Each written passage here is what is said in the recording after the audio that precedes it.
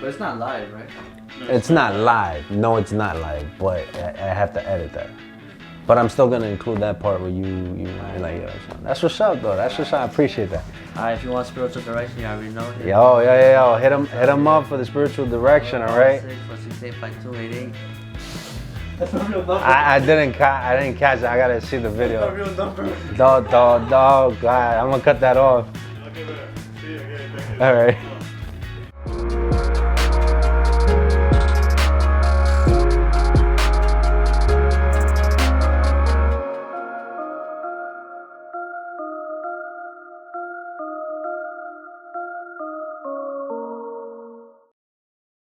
What's up, familia? Today we are going to be talking about some of the events that took place this past decade. 2010s, I'm gonna tell you something. 2010s has been a blessing. Has been a true blessing to me. Yeah, I mean a lot of things changed in the 2010s. Anyway, today we're gonna be talking about some of the more important moments in the church regarding historical moments, saints, and events that took place throughout the whole of the church. Now, obviously I didn't include everything in this video, but you can do a lot more research, and I'll put some of the links here for some of the pages.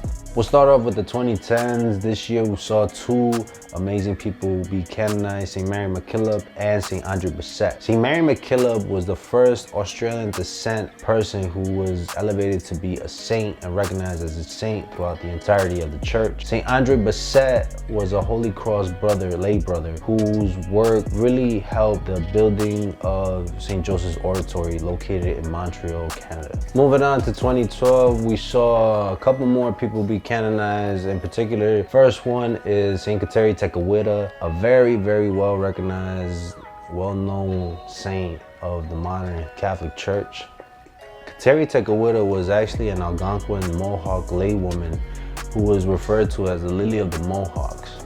Interesting fact about St. Kateri Tekakwitha, when she converted to Catholicism, when she was baptized, her name was changed to Kateri.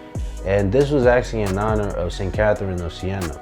In 2012, we also saw the canonization of St. Pedro Calungsod. This lay brother was from the Philippines, and he's actually the second Filipino saint to be canonized after St. Lorenzo Ruiz. 2012 also saw a big historical moment, in particular with the doctors of the church. St. Hildegard of Bingen was named a doctor of the church, and this recognition elevated the number of doctors within the church to 35. The church named her a doctor of the church in recognition of her holiness and originality of teaching. In 2013, we saw one of the most historical moments within the church, and this is the resignation of Pope Benedict XVI. And up until this point, we hadn't seen a resignation of a pope for almost 600 years. He was the first pope since Pope Gregory XII resigned back in 1415. Now we recognize Pope Benedict XVI as Pope Emeritus Benedict XVI as he is still living today. Pope Benedict XVI was the 265th Pope in a line of popes that go all the way back to St. Peter himself, the first Pope. In 2013, we also saw the election of the new Pope, and this time, just as historical as the moment with Pope Benedict XVI, Pope Emeritus Benedict XVI, we saw the first Latin American Pope be selected when Jorge Bergoglio was elected the first Latin American Pope. He chose Francis as his papal name in honor of St. Francis of Assisi. Pope Francis is still the current Pope, and with his election, he is number 266 in the line of popes. Now we move on to 2015, when on Divine Mercy Sunday, Pope Francis elevated and recognized St. Gregory of Narek as a doctor of the church. And with his recognition as a doctor of the church, the number of doctors within the church rose to 36. During the extraordinary Jubilee year of mercy, we saw huge numbers of pilgrims go to different events throughout the entire world. The World Youth Day in Krakow, Poland, actually saw 3 million pilgrims.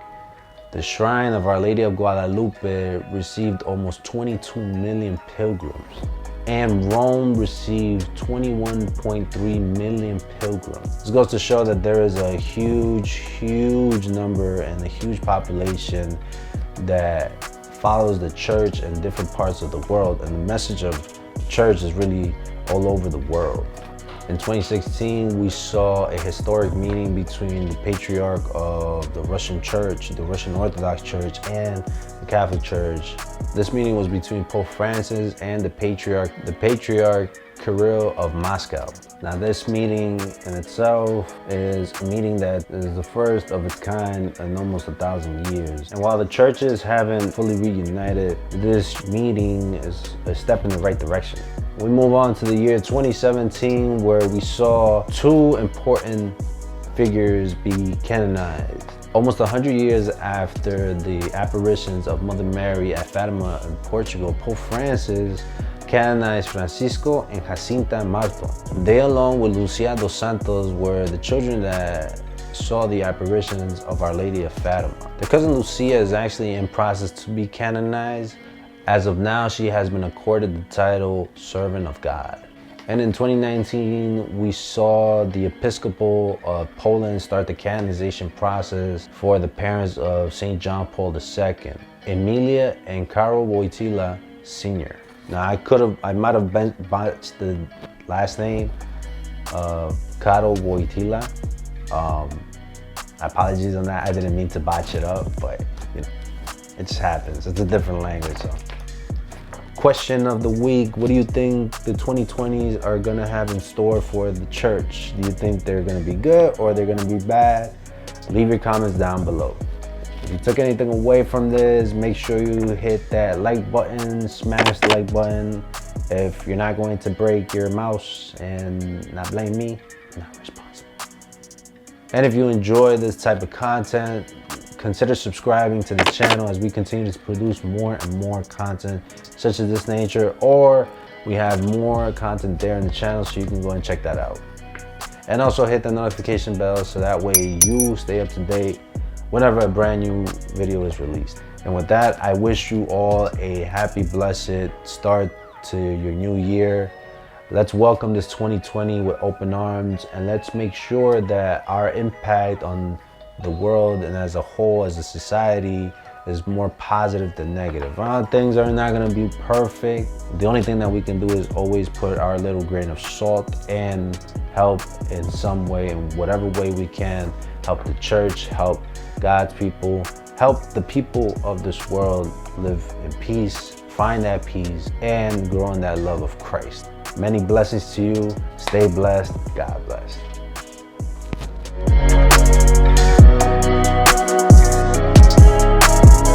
Wow, I gotta show Toy Story 3. Wow, Toy Story 3 came out in 2010? I don't care what anybody says. I'm gonna just say this because I truly believe this.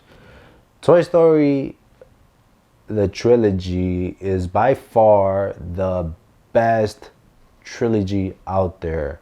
Now with the brand new Toy Story 4 that came out, I'm not sure if it came out last year or this year. I think it came out this year. Or was it last year? I'm not sure.